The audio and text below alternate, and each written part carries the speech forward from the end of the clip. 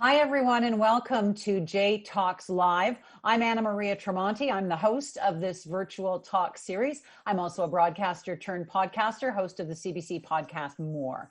Today, we're looking at the state of the U.S. presidency and U.S. politics post-election. And because I know none of you has been living under a rock, this post-election moment in time is, of course, one of a kind. The Trump presidency forced all Washington reporters into a different universe for the last 4 years. We're going to talk about how the Trump administration really changed coverage. We'll also explore what goes into covering such a diverse and divisive campaign and what a Joe Biden presidency means for the US and Canada. And with a Biden win and a Trump refusal to concede, what is next? Before I go any further, we want to give a big thanks to exclusive J-Talks series sponsor TD Bank Group for making this series possible. And thank you also to in-kind supporters CPAC and Cision. If you have questions for our guests today, submit them anytime. Just use the questions tab. I will get to questions about 30 minutes or so into our 45-minute conversation. And I've already got a lot of great questions, but I'm going to squeeze as many in as I can. If you'd like to tweet about this talk, the hashtag is JTalksLive. Now to our speakers who are waiting in Washington. Joy Malbon is Washington Bureau Chief for CTV National News, a role she has held since 2005. She has covered the Bush, Obama, and Trump administrations. Paul Hunter is a senior correspondent based in Washington for CBC News since 2008. He's covered the Trump and Obama administrations. And they work for competing networks, but they live under the same roof. They are a married couple. So how does that work? We're going to get to that too. But let's begin. Hi, Joy. Hi, Paul. Hey, Anna Maria. Okay, so I know things are in flux. There's so much to talk to you about. But first of all, I'm wondering what you each are thinking about where things are going right now. Joy, why don't you start? Sure. I mean, right now we're in a state of flux because we have an outgoing president, Donald Trump, who refuses to concede, who refuses to admit that he lost, a flurry of lawsuits in some of these tight battleground states, and another president in waiting, Joe Biden, who's saying, you know what? I'm not waiting around. I'm going to go right ahead. He is already, his transition team is in place. He is talking to health experts and scientists, getting ready a coronavirus task force, because as most people know across the world, the United States is, in a perilous state right now where this pandemic is simply out of control. So we have two competing presidents, a president who won't go, and a lot of fear and trepidation about what he might do, firings, chaos, pardons in the next 70 odd days. Paul? I think there was it's funny, down in front of the White House on Saturday after the call was made, and, Washington, D.C. is a very democratic place. I think it's like 99% of the votes are Democrat here, or something close to that. So there was a lot of sort of jubilation and a sense that the country had moved to a different place, back to normal or whatever. But as well, it's playing out exactly as I think everybody expected, which is it isn't normal, and it won't be normal at least until January 20th when the inauguration happens, and theoretically it will become back to normal, as some would put it. But Donald Trump is behaving exactly as he has, which is bull in the china shop, which is to disrupt, to do things that politicians don't do. In this case, would say many, to hang on to power. How? I don't know. It was interesting to hear Joe Biden the other day when he came out to talk in Wilmington, not the night of during the election week, but just a couple of days ago. And he kind of poo-pooed it. He sort of said, the transition is going on, things will happen, there will be an inauguration January 20th, and everything is fine. Like almost as if to say, forget all that white noise. That's just set it aside. Things are going as he would expect them to. And don't forget that he's no rookie. He's been in the White House, he's been in the Obama administration, he's surrounded by people who know what they're doing.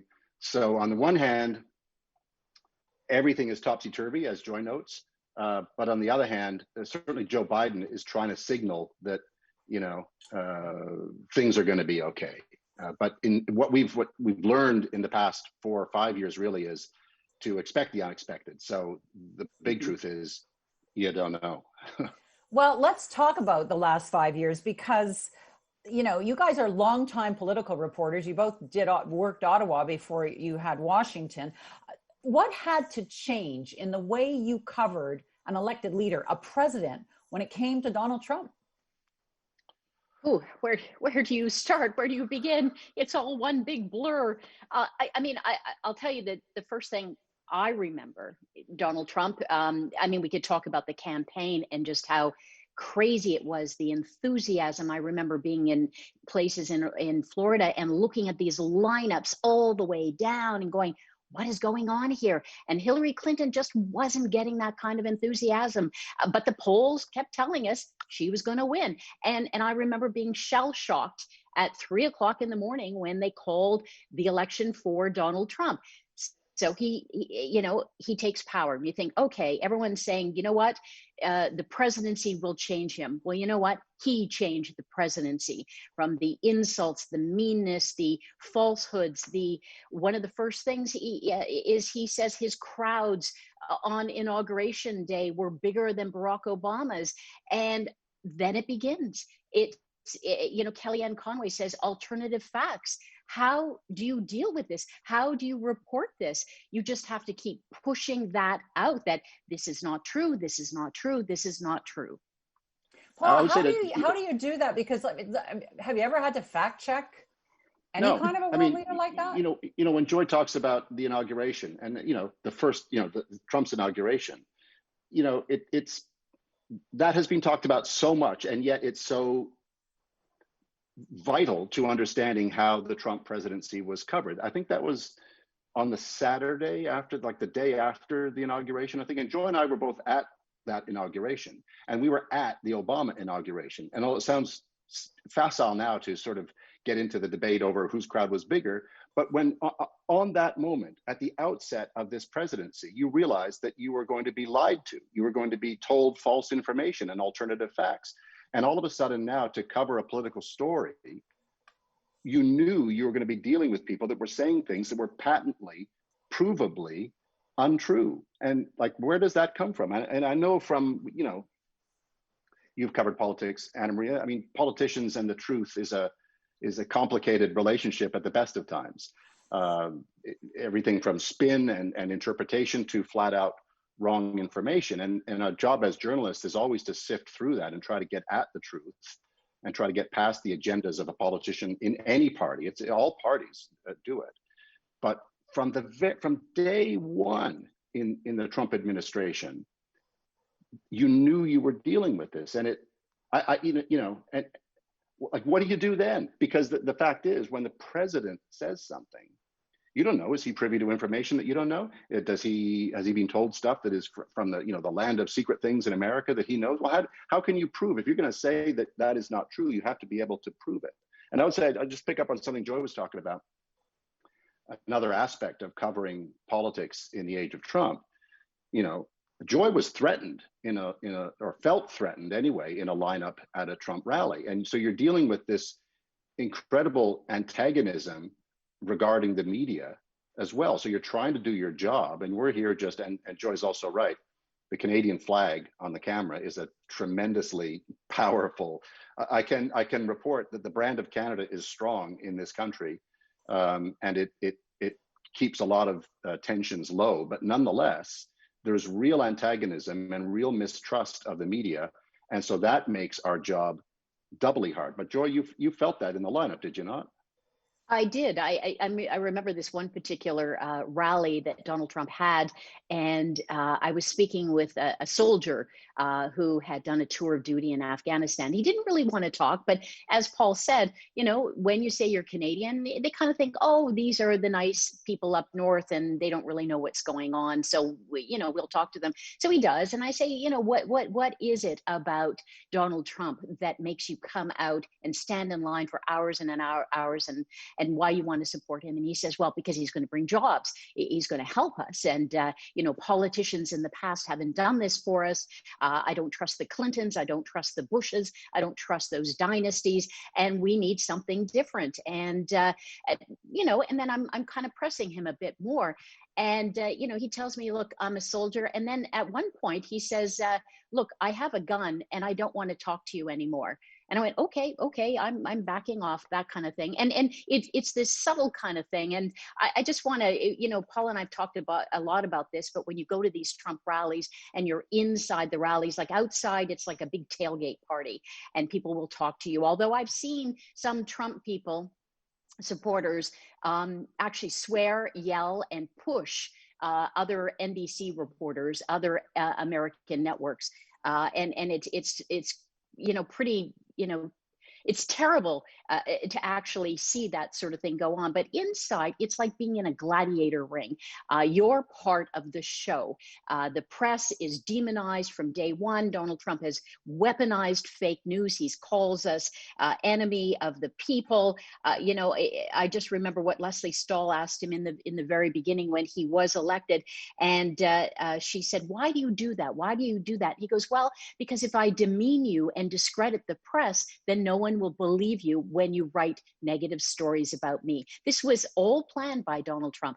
This is why he has, keeps doubling down, tripling down, quadrupling down on the fake news. So over those 4 years, though, then did you see any change? I mean, because you went to a lot of rallies, and that's probably the for each of you, most Washington reporters also travel to cover the United States, and that kind of goes out the window because you have to travel to cover Trump. And but did you see that change over time, or did you see it just settle into a thing that would be relentless, like in terms of how you had to change your coverage, in terms of how you had to see this and bring it forward?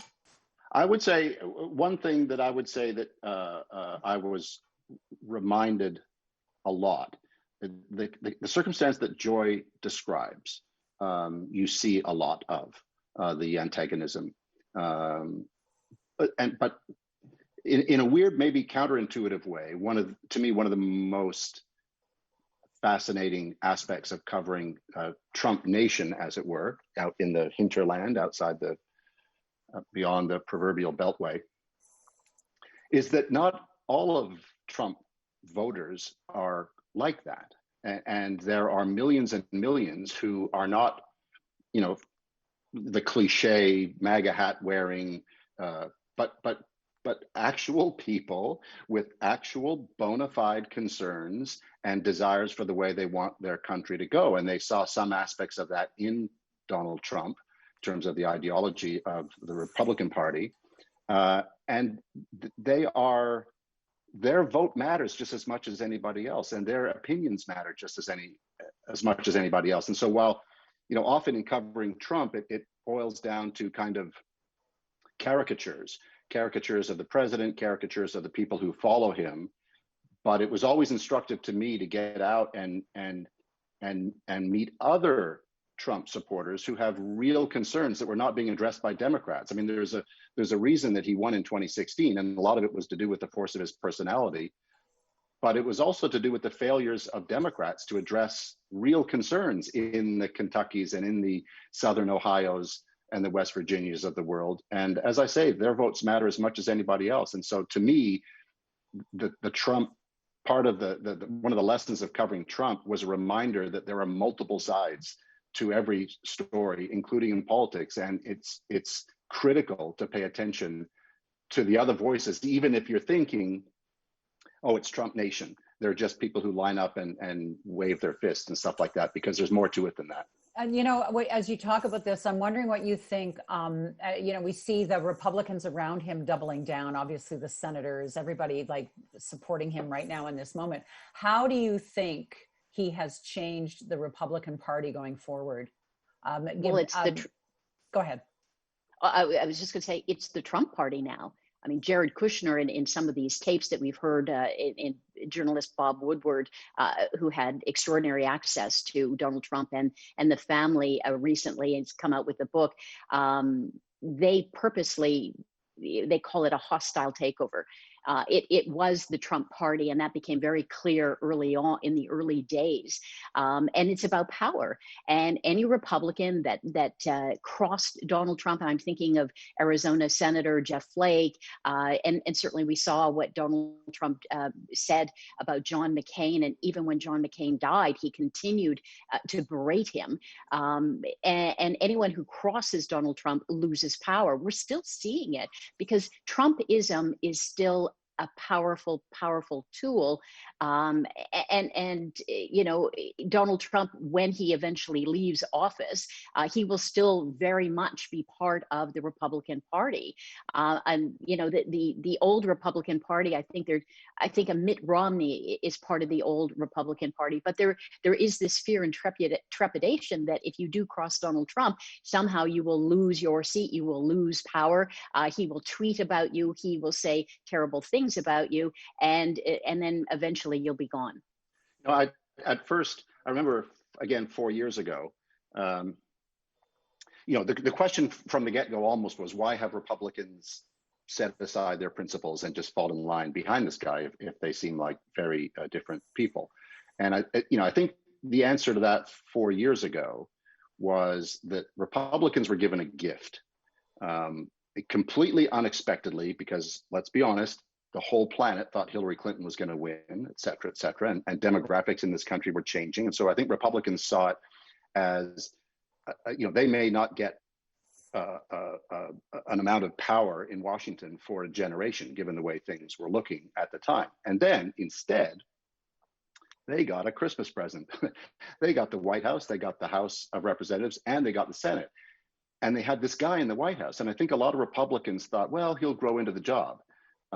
So we'll look the other way on some of the negatives or the shenanigans that might pop up, because we want to take advantage of this time that we have in power. He'll settle in. Well, then he didn't, right? So now what do we do? So then the question is, well, why are Republicans still looking the other way for a guy that would seem, in the eyes of many, to not represent the Republican Party?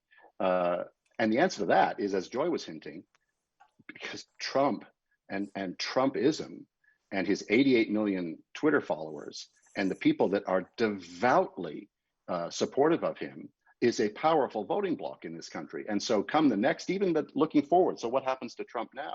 Well, he still has the power to direct or persuade or nudge or just say out loud, don't support that person in the primaries, support that person. That person isn't enough like me, so support that person. And you can bet, based on the people that I know that Joy's met and that I've met, people will continue to listen to Donald Trump because, as Joy says, it's his party now, not the Republican Party, and that's a very powerful position to be in for him. Even though, come January 20th, he won't be president anymore.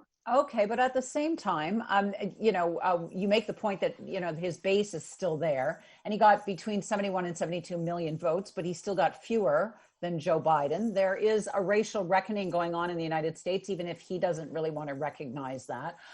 COVID is like climbing and climbing. Some of those people, they're going to die. Like, so 4 years from now, do you think, like, for all sorts of reasons, given like those realities of what people actually are going to face, because he has not, and we know that he has not dealt with certain things.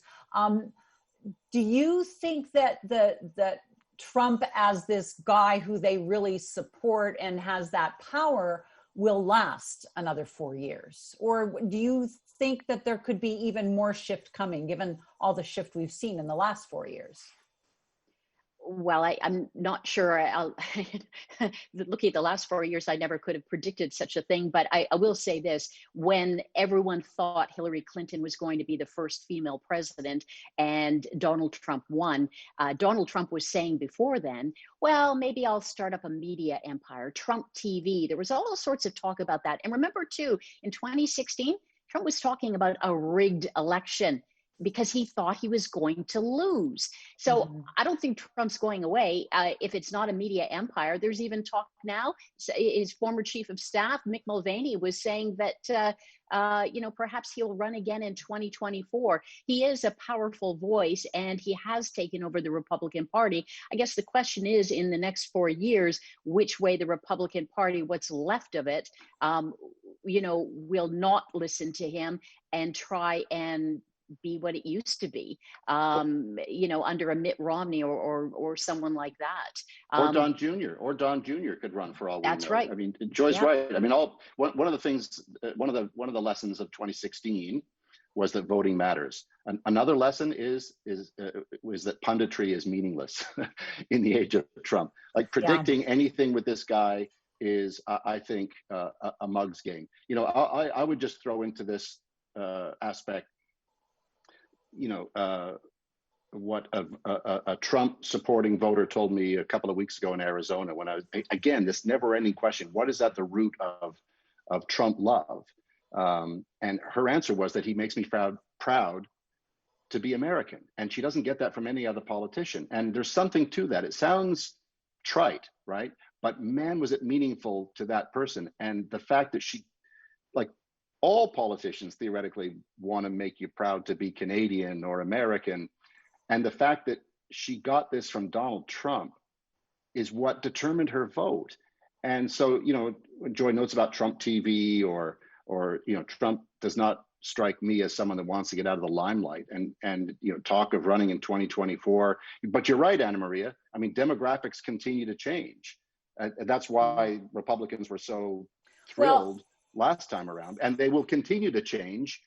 So I don't know. It's well, and arguably, we are seeing a lot of clips now, and you guys have talked to people who are proud to be an American because the first woman of color is now going to be, we expect, the vice president, because we expect she will get into the room with Biden. But it's interesting because Trump, in taking up all the air in the room, is still the conversation, when in fact, the great achievement of Kamala Harris as vice president-elect with Joe Biden, again, that makes a lot of people very proud to be an American too, but they don't get the space right now. But that's a very good point. And there's an interesting thing that happened, and maybe Joy can speak to this as well, on election, I want to say election night, but on election week. Election week. Election week. Election year. Election lifetime. You could feel, there's a funny thing that happens when someone gets elected president. The person who was elected president before, all of a sudden doesn't matter. It is not in the conversation. And you can see that now with the attention being paid to Biden, even though it's in the transition time. Like, they call it lame duck for a reason, right? And so I think you're right, Anna Maria, that the oxygen that Trump sucked up at first, prior to his being elected, when he was treated as a novelty, the reality show guy, and it was kind of an appeal because it was entertaining. But the reason he sucked up so much oxygen since January 20th, 2017, Inauguration Day, is because he's the president. Yeah, of course. And now he won't be the president. And so Biden, you could feel it. I'm listening to the show when I'm, standing in the White House lawn on election week, and you could feel the amount of attention being paid to Biden shift as the numbers came in. And all of a sudden, Trump is yesterday's guy all of a sudden, even though he's still Trump and he's still fascinating and interesting in his own sort of way. But what matters is Joe Biden. And I'll tell you, when you leave the Oval Office, right, it's like what happens in the Oval Office, in a sense, stays in the Oval Office. And by that, I mean power.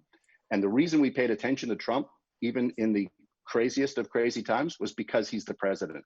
And when he isn't the president anymore, and that day is whatever it is now, 69 days away, suddenly everything Joe Biden says matters, and nothing Donald Trump says matters outside of his influence on the 88 million followers. But it's amazing the difference in amount of attention paid to that guy will change immediately, and that is a problem for him in the future. Well, and it just underlines. Oh, go ahead. Go ahead. I was just going to add one quick thing. For me, it was when Donald Trump came out on, I believe it was last Thursday, and he started to talk about the lawsuits and how he won the election, even though it was called for Joe Biden. And he's talking, and I noticed something. The networks, even Fox News, all cut away. And to me, I thought, wow, his show has been canceled. The reality show has been canceled. And everyone's moving on. What is Joe Biden saying? What is he doing? What are his policies? Remember that, Paul? What are his policies? We still don't even know what Donald Trump's second term was supposed to be about, just that he did a great job. No, and I'm going to just, because as you know, as you talk about this, you both obviously have so much more work to do, and you have to figure out how you're going to keep moving forward. And yet I'm talking to two very senior correspondents at competing networks. You're in the same house. You're married. One of you's up, one of you's down. I know it's like you're not even doing this together right now. How does that work? Like, I'm just wondering about, did you have to create ground rules to ensure that you don't compromise your work and to ensure that your big bosses aren't like freaking out? Because Joy, over to you. Okay, absolutely. I mean, look, we met at Ryerson, and you know, Anna Maria knows our life story, but I mean, way back when we started working at competing networks, it was very clear that, okay, I'm a competitive person, and I know Paul is as well, and we want to do a fabulous story for our networks. CTV has been wonderful to me. I have been all over the world covering, you know, amazing historic stories, but we have rules, and I never hear from the husband all day. I get a little text, what's your situation? I need you to pick up tomato paste tonight because I'm making spaghetti. I mean, that's how we do it. There's kind of like this wall that we set up, and we don't discuss it. But over to you, Paul. We do discuss it when we come home, because we vent about this crazy political world that we're living in right now. It's actually easier said than done. I mean, there's church and state in a sense, and there's work and there's not work. And our jobs are very, very important to us, and we are competitors in a very competitive industry, and we respect that. And that makes every decision simple. We don't like to compete with each other. We know that we are, especially during the age of Trump, when every story is a Trump story. But, you know, we come home, and it's only at the end of the day that we will acknowledge the story that we've both been working on that day.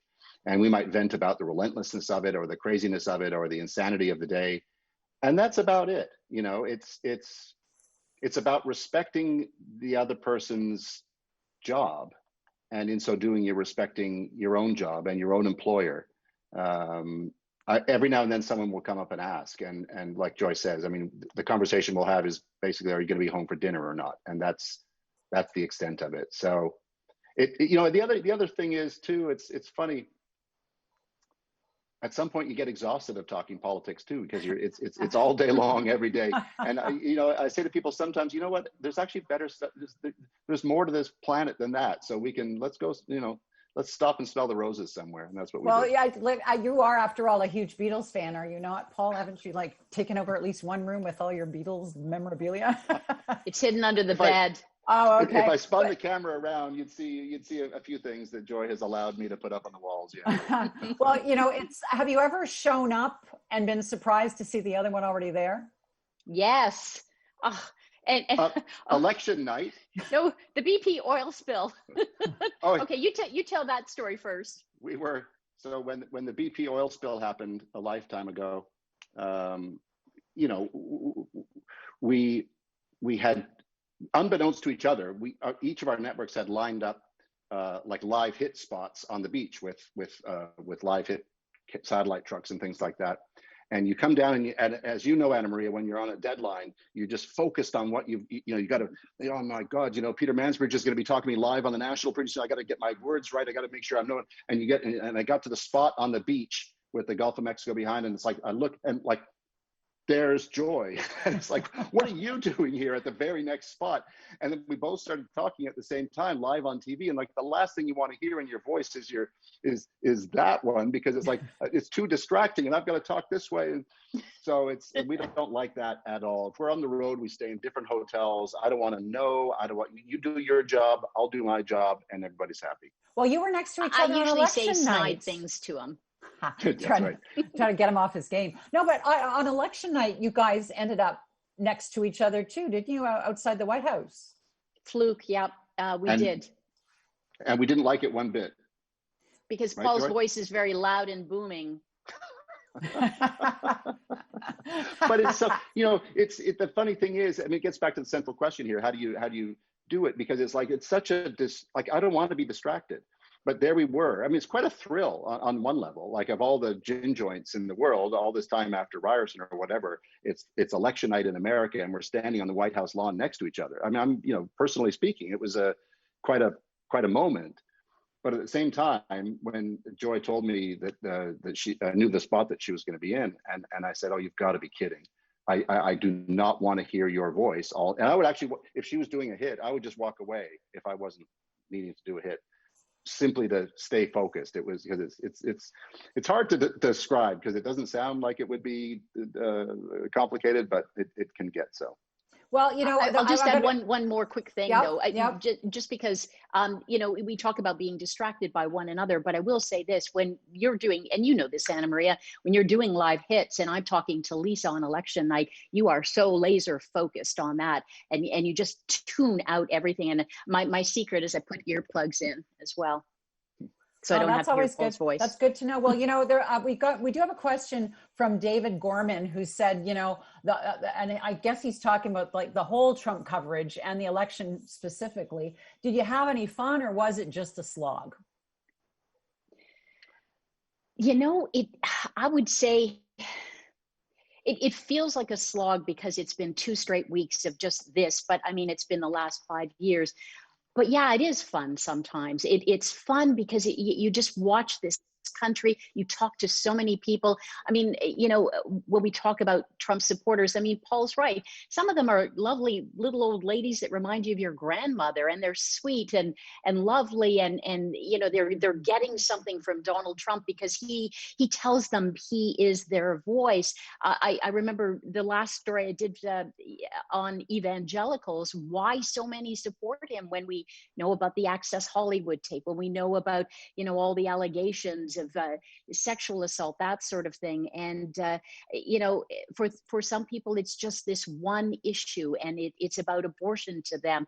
But when you're there, you get caught up in all of this crazy politics that's going on. So I don't know that I'd call it fun, but it's kind of like, wow, can you believe we're here? Like Paul said on election night, can you believe two kids from Ryerson, are here, the biggest story on the planet? I'm prepared to call it fun. It is slogging. It is like the logistics of it are complicated, but it is a blast. I'll say that it is a privilege in this incredible country that we're in.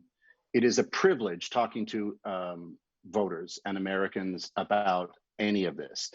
Americans, it's the First Amendment is the First Amendment for a reason, and people here believe in the right to have an opinion and the right to express it, and will walk up to you if you have a microphone in your hand to speak with you about anything. And when it's about politics, they have deeply held convictions and feelings, and I love it. I mean, it's there's the spectacle of the politics of it, and that's like on steroids with Trump when you're at these rallies that Joy talks about, and they are incredible experiences to go through. But just meeting and talking with Americans is one of the pleasures of the job. So it's been a blast. So as you continue to cover what's going on, let's talk about Joe Biden as president. Any thoughts you have on Joe Biden as president for Canada? In terms of how anything might change, and in terms of the challenges he now faces? Do you want to go, Joy? Sure. I was just going to say, I mean, one of the first world leaders to congratulate Joe Biden was our Prime Minister, Justin Trudeau. And of course, other world leaders have followed suit. I mean, there are concerns about Keystone Pipeline, that Joe Biden, some of his environmental plans. But you know what's going to return? This sense of normal relations, where I'm just thinking back where Donald Trump would go to NATO and diss his U.S. allies, diss NATO, say he's paying too much, and you guys, are making us look like suckers and losers, and alienating people to the point where European leaders tried to figure Donald Trump out, and then they just kind of went, well, you know what? We just have to move on. I remember this one press conference with the French Prime Minister Macron, and he's trying to convince Donald Trump, don't pull out of the Paris Accord, don't pull out of the Iran nuclear deal. And they have this big press conference, but in between all of this, there's this moment, and these are telling moments to me, where Donald Trump is acting like a gorilla in the room, and he's picking little things off of Macron's lapels, and it was kind of like this dominance thing. And you knew all along Donald Trump was not going to listen to Macron. He tried, but he just wouldn't listen. So I think this return to normalcy and relationships with U.S. allies, including Canada, that Donald Trump, who would slap steel tariffs on Canada at a whim, I don't think that's going to happen. There will be disagreements, but there always are. I think there's going to be this recognition that we are friends, we are neighbors, business partners, and again, it'll be a return to normal. I think the short answer is it just will be easier again, and you can almost hear the sigh of relief from the embassy and from Ottawa, not necessarily on an ideological basis, but just that it's going to be easier and more predictable. I would say one other thing that a colleague of mine, and this was a while ago now, probably 15 years ago, but was with Radio Canada, was doing some analysis of trade between the two countries over the course of times where presidents and prime ministers got along and when presidents and prime ministers did not in the history of Canada-US relations. And he went back to, I think, as far back as Kennedy and Diefenbaker times, and they didn't get along, and Nixon and Trudeau didn't get along, but Chrétien and Clinton did, so there's this up and down zigzag of strong relation, friendship kind of thing, and not so much. And then the contrast was the dollar amount of trade between the two countries. And so while the zigzag went like this of, like him, hate him, like him, hate him, like him, hate him, but trade just kept going up no matter what. So I think a lot is made of the effect of a president and the personality of a president vis-a-vis us as a country, or us, meaning the prime minister. But at the end of the day, this just keeps happening. This will get easier, I think, is the consensus under Biden, and the relationship will be easier. COVID aspects aside, and that's not a small one right now, but things will just progress. But as they have, I think, is the key to remember, that even when it's a complicated president, well, that still happens. And I think that's important to remember. Reverend Karen Harrison is asking, how much have we lost in North America because of the Trump presidency? And what are the consequences in the years to come, do you think? Well, while Joy's taking a breath on that, I'll say that, I think it's fair to say that the rest of the planet was perplexed by the election of Donald Trump and the Trump presidency. I know from talking to and hearing from what you would call senior officials that there were countries in Europe, for example, that were thinking, well, we just have to find a way to get along without America. And so things such as that have been lost. But I think at the same time, America is I think people thought this won't last forever, and it turns out that it didn't. And no bridge has been broken that isn't fixable. And I think world leaders know that. And I think you can hear that in the language from world leaders in talking about the Biden presidency. It goes back to the Canadian example. It's sort of back to normal. Everything is easier again now. The world continues to have terrible problems, COVID chief among them. Everything that was stretched or broken, I don't mean to be blue skyish about it, but I think it's repairable, and I think the rest of the world knows that. Well, okay, I'll just jump to another question, and Joy, maybe you can answer it. Barry, because there's so many people trying to get questions, and I'm trying to squeeze them all in here. Barry McLaughlin asks, what lesson can we draw about media coverage of the presidential election? And I think he's talking about the wider thing. Well, I think going into this election, there was great concern among all journalists that we not suddenly pronounce someone a winner, that we count every single vote. And that's why election day became election week. There were warnings about that. And I think the other lesson we would take is the polls. They were so wrong in 2016, not on the popular vote, but they were so wrong.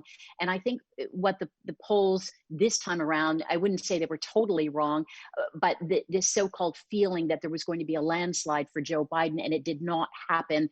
I think the problem is they weren't reaching enough Trump voters. And I wouldn't say that they were just shy Trump voters that didn't want to tell pollsters, yeah, I'm voting for the guy, but don't tell anyone kind of thing. I think they just weren't reaching into, pockets of America where Trump voters are and proud to be Trump voters. I think those are, that was the lesson anyway for me from election night. And also, just presenting the facts, just presenting what you see, what you hear, and just putting it out there, and not, for 5 years, you try not to get caught up in this kind of whirlwind of stuff coming at you constantly. The news changes. The news cycle isn't like a day or a week. It's like every other hour. The tweets that are coming at you that are presidential statements, by the way, and just all this stuff coming at you, and taking a step back and say, okay, what is the big picture here? What am I telling Canadians? Because, of course, there is a short form for American reporters down here, because everybody knows who Amy Coney Barrett is. Everybody knows who Mitch McConnell is. But you have to explain, and give context why these people matter in a certain kind of story. I would just jump in that I think, what is the lesson implies. I have an answer to this, and I don't. But one of the things that we learned, one of the things that I struggled with, let me put it this way, over the past 4 years, is how to deal with the shiny things. And by that, I mean tweets that are so oddly jaw-dropping and fascinating that we pay so much attention to at the expense of, arguably more substantive stuff. And Joy hinted at that in what she just said, in that you have to remember that he is the president. And so his tweets are his words, and they matter. And yet you're thinking, we're giving so much time to this. And even if I'm not going to pretend to be inside Donald Trump's head, but if he is sending them out merely as a distraction for some other big bad news that happened that day, knowing that we'll all jump on it, we jump on it nonetheless. And I don't. How do you not? How do you not? He is the president, and that's the problem. And as I say, if that was an intentional thing, well, that's the whole cat and mouse thing of staying ahead of figuring out the counter to that kind of thing, because any president can come along now and recognize that if we throw something out at those dumbass reporters, they're going to jump on this and they won't notice this other thing. And that, do we have an answer? Do I have an answer to that? No, other than try your damnedest to make sure you don't set aside the bigger stuff, even if you are paying attention to the so-called shiny things. It's been a complicated 4 years on that front. And fact checking is another, right? How do you fact check when you have to fact check everything, And that's, I don't have the answer to that either. I mean, if nothing else, the Trump presidency outlined a number of challenges that journalists everywhere are still grappling with. I'm just wondering, do you think that Joe Biden and Kamala Harris could get away with even a fraction of that kind of tweeting, that kind of insulting people? Like if they tried it, if they decided they were going to do some of that for their own political policy, would they get away with it? The way he has essentially gotten away with it? They're not reality show TV stars from The Apprentice. I mean, Donald Trump has branded himself as that, and he's, I just think back to a campaign stop with him and Ted Cruz, rivals for the job of presidency. And, reporters asked Ted Cruz, why did you come out and have a campaign, event with Donald Trump when you're both trying to get the same job? And he said, because Donald brings hundreds of cameras with him. I don't think Joe Biden and Kamala Harris are going to play that kind of game. But I've seen certainly from Kamala Harris, I mean, she will push back. I mean, she will say, and so will Joe Biden. But what we've seen is this calmness in the few press conferences that they've had since, they've become president-elect and, vice president-elect. They bring about a sense of calmness and a sense of normalcy and a sense of, we've got to get stuff done, because where Donald Trump would say we're rounding the corner on the virus, it doesn't exist. Let's get the economy going. Let's just forget about all of these, nearly 250,000 Americans that have died. They're saying, no, we've got a real problem here. And they're going back to the problems, and it is monumental, the problems they have to face as soon as they get in. Donald Trump is very good at what he does as well, and witness all the other candidates in the Republican primaries of 2015. They tried to take him on at his own game and failed miserably. Donald Trump, is very good at that. Barack Obama said a little, like in the waning days of the campaign, when the story of the Chinese bank account with Trump came up, and Obama himself said the kind of things that a lot of people have said. Put Obama in Trump's shoes on any one of these stories, and nobody would stand for it. And Obama said, yeah, they'd be calling me Beijing Barry and stuff. So Trump could get away with it because he's excellent at it. He is skilled at it in a way others are not. If Joe Biden and Kamala Harris decided to do stuff like that, I don't know. I think it also plays to the fact that Trump supporters eat it up as well, and it's a different ball game with Democrats. It's not really an answer to your question. No, I think it is actually. I think that's the answer, that their supporters